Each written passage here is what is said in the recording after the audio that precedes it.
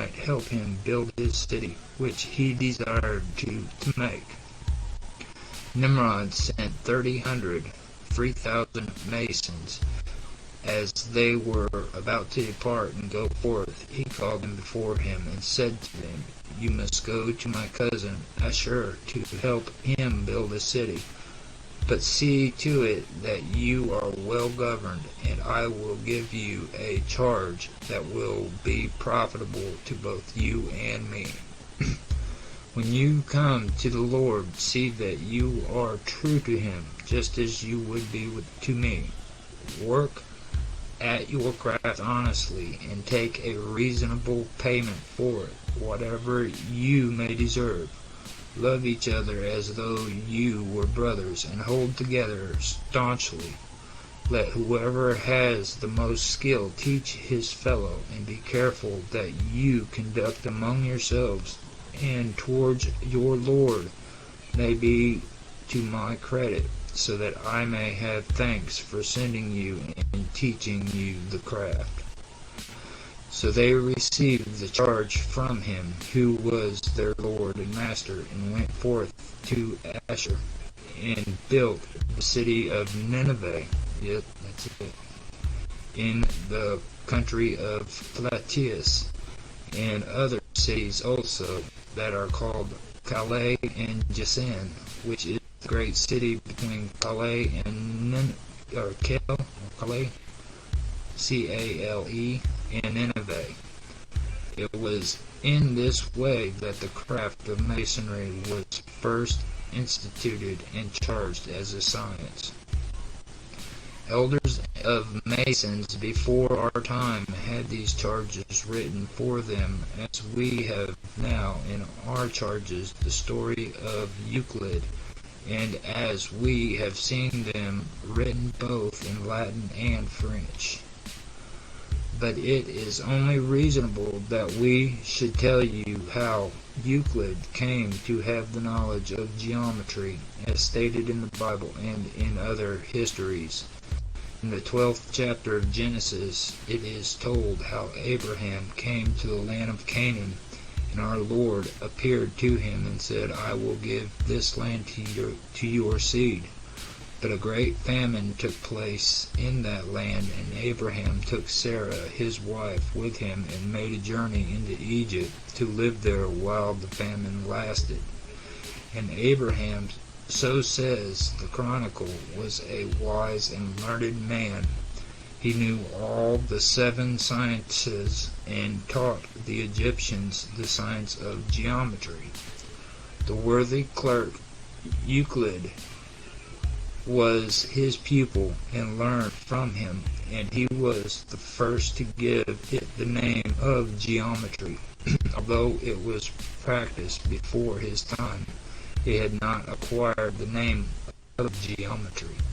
But it is said by Isidore of Seville in the 5th book and 1st chapter of the Etymologiarum that Euclid was one of the first founders of geometry and gave it that name. For in his time the river of Egypt, which is called the Nile, so overflowed the land that no one could live there. Then the worthy clerk Euclid taught them to make great walls and ditches to keep back the water, and by geometry he measured the land and divided it out into sections, and caused every man to enclose his own portion with walls and ditches, and thus it became a country abounding in all kinds of produce, and of young people, of men and women, so that the youthful population increased so much as to render earning a livelihood difficult. So the lords of the country drew together and took counsel how they might help their children who had no livelihood, in order to provide for themselves and their children, because they had so many. Among them at the council was this worthy clerk Euclid. When he saw that none of them could devise a remedy in the matter, he said to them, "Lay your orders upon your sons, and I will teach them a science, by which they may live as gentlemen, under the condition that they shall be sworn to me to uphold the regulations that I shall lay upon both them and you." The king of the country and all the lords agreed to this with one accord. It is only reasonable that every man would agree to that which was profitable to himself, and so they took their sons to Euclid to be governed by him. He taught them the craft of masonry, and gave it the name of geometry because of the dividing of the ground, which he had taught the people at the time of making the walls and ditches, as was said before, to keep out the water. Isidore of Seville says in his etymology that Euclid called the craft geometry. This worthy clerk Euclid gave it a name and taught it to the sons of the lords of that land whom he had been teaching.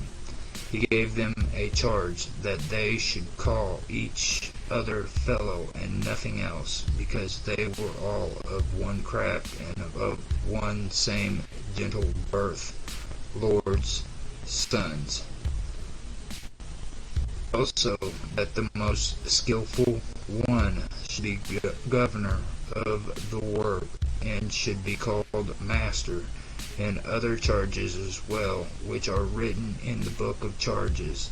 And so they would work for the lords of the land, and build cities and towns, castles and temples, and lords' palaces. During the time that the children of Israel lived in Egypt, they learned the craft of masonry. And after they were driven out of Egypt, they came into the promised land, which is now called Jerusalem. And they occupied that land, and the charges were observed there. As the building of Solomon's temple, which King David began, King David loved masons well, and gave them wages nearly as they are now. At the building of the temple of Solomon's time, as stated in the Bible in the 3rd book of Kings, the 5th chapter, Solomon had 80,000 masons at work. The son of the king of Tyre was his master, mason. In other chronicles and in old books of masonry, it is said that Solomon confirmed the charges that his father David had given to masons. Solomon himself taught them their usage, differing but slightly from the customs now in use.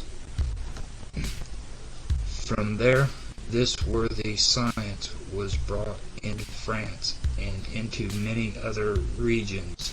At one time there was a worthy king in France called Carolus Secundus, that is to say, Charles II. This Charles was elected King of France by the grace of God, and also by right of descent. Some men say he was elected by good fortune, which is false, because according to the chronicles he was of royal blood. The same King Charles was a mason before he became king. After he became king, he loved masons and cherished them, and gave them charges and usages of his own devising, some of which are still in force in France.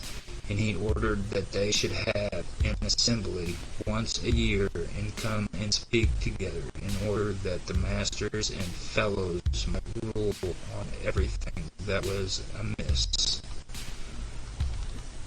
Okay, now that is as far as I'm going to go there with the old charges. It's pretty fascinating.